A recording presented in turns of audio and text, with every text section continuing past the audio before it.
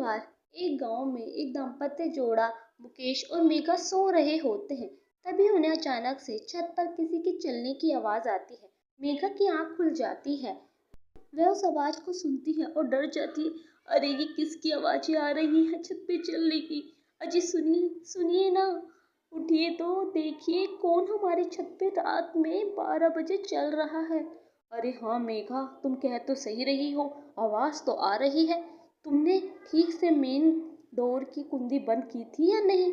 अजी मुझे याद नहीं, शायद मैं भूल गई होंगी। आप एक बार जाकर देखिए ना। डरो मत, मैं देख कर आता हूँ क्या माजरा है। फिर मुकेश मेन डोर की कुंडी चेक करने जाता है। अरे कुंडी तो लगी हुई है, फिर ये कौन नासपीटा चल रहा है हमारी छत पे।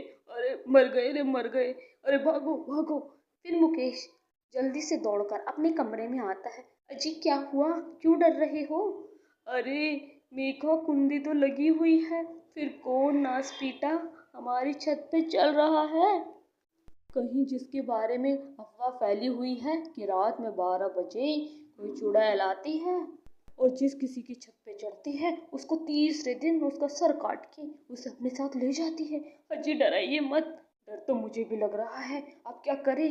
मेघा तुम जल्दी से घर की सारी लाइट्स ऑफ कर दो, कहीं उस चुड़ैल को पता न चल जाए कि घर में कोई है। जाओ मेघा, हम सुबह इस बारे में सारे गांव वालों को बताएंगे, अगर भगवान ने हमें जिंदा छोड़ दिया तो। फिर मेघा अपने पति से बोलती है, हाँ आप कह तो ठीक रहे हो, अब हमें सुबह का ही इंतजार करना पड़ेगा। हाँ मेघा तुम डरो मत, हम सारी लाइट्स ऑफ कर देंगे तो उसे कुछ नहीं पता चलेगा। जाओ जल्दी जल्दी। फिर मेघा घर की सारी लाइट्स ऑफ कर देती है और वह दोनों एक कोने में कंबल में डर के मारे बैठ जाते हैं और छत से वही चुड़ैल के चलने की आवाजें आती हैं। फिर सुबह मुकेश सभी गांव वालों को बताता है। अरे मुकेश भाई, अगर तुम्हें इस चीज का डर है कि कोई चुड़ैल आती है तुम्हारी छत पे, तो तुम रात में अपनी छत पर मिट्टी डाल देना उस चुड़ैल के आने से पहले। अगर कोई होगा तो पता चल जाएगा कि वो चुड़ैल है या कोई तुम्हें पोपट बना रहा है। ठीक है मुकेश भाई, मेरी सलाह को मानो और सारा सच पता कर लो। क्यों कह रहा हूँ ना मैं सही। फिर मुकेश को उस व्यक्ति की बातें समझ आती है। वह रात होने से पहले ही छत पे मिट्टी डाल देता है और सो जाता है। फिर रात में दोबारा से छत पर चलने की आवाजें आती है। मुकेश और मेघा डर कर उठ खड़े होते हैं। अजी देखिए ना, छत से किसी के चलने गुर्राने की आवाजें आ रही है। अरे तुम डरो मत, कोई बंदर होगा। ये किसी बंदर की नहीं, ये बहुत ही डरावनी आवाजें हैं।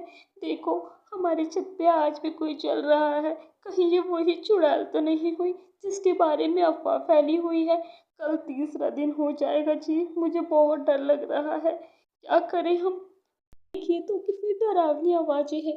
हाँ मेघा, कह तो तुम ठीक रही हो, लेकिन सुबह इसका पता चल जाएगा कि कोई जानवर है या फिर वो चुड़ैल की अफवाह या खुद वो चुड़ैल ही है। फिर रात भर वे बहुत डरे रहते हैं। फिर सुबह होने पर वह दोनों छत पर जाकर चेक करते हैं कि आखिर माजरा क्या है। उन दोनों की आंखें फटी की फटी रह जाती हैं, क्योंकि उस रेत पर किसी के बहुत बड़े बड़े कदमों के निशान होते हैं और वो भी उल्टे। अरे मेघा ये देखो, कोई अफवाह नहीं, कोई जानवर नहीं, ये तो वही चुड़ैल है जिसके बारे में अफवाह थी। मतलब अफवाह नहीं, वो तो सच ही है यार, अब क्या करें, हमारी जान तो खतरे में है। मैं गांव वालों को बताता हूँ। फिर भागकर मुकेश कुछ गांव वालों को अपने घर लाता है। सभी गांव वाले उस कदमों का निशान को देखकर बहुत हैरान होते हैं। अरे भाई ये तो सच में चुड़ैल के ही पैर हैं। भाई मेरी मानो तो आज तीसरा दिन है तुम्हारा, तुम इस घर में मत रहो। हाँ जी ठीक कह रहे हो, तीसरे दिन में चुड़ैल घर में रह रहे लोगों का सर काट कर ले जाती है और आज तीसरा ही दिन है। हाँ भाई तुम इसे खाली कर दो घर को, अपनी जान प्यारी है तो मेरी बात मानो, वरना वह चुड़ैल आज तीसरे दिन पर तुम दोनों को भी नहीं छोड़ेगी।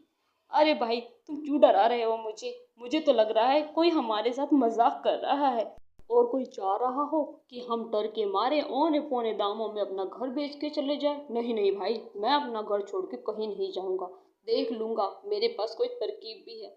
अजी, आपको पता भी है क्या कह रहे हो? पागल मत बनो, आज तीसरा दिन है, गांव वाले सही कह रहे हैं। अरे मेघा, तुम चिंता मत करो। देखो गांव वाले, आज रात होने पर तुम सभी मेरे घर के आसपास ही रहना और हाथ में मशाल लिए। फिर मेघा और मुकेश सो रहे होते हैं। आधी रात को फिर उनके छत से किसी की चलने की आवाजें आती हैं। मेघा और मुकेश बहुत डर जाते हैं। वे डर के उठ खड़े होते हैं। अजी देखो, कहा था ना गांव वालों ने, आज तीसरा दिन है, अपने घर में मत रहो।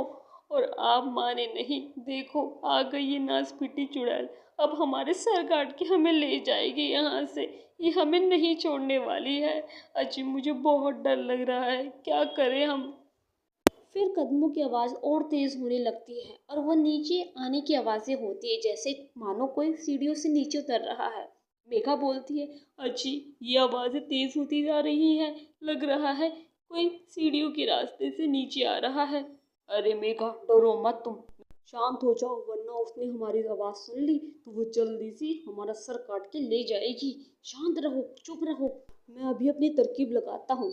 फिर मुकेश दूसरे कमरे में जाकर दो पुतले उठा लाता है और उन पुतलों को अपनी जगह बिस्तर पर लिटाकर उन पर चादर ढक देता है और घर की सारी लाइट्स ऑफ कर देता है।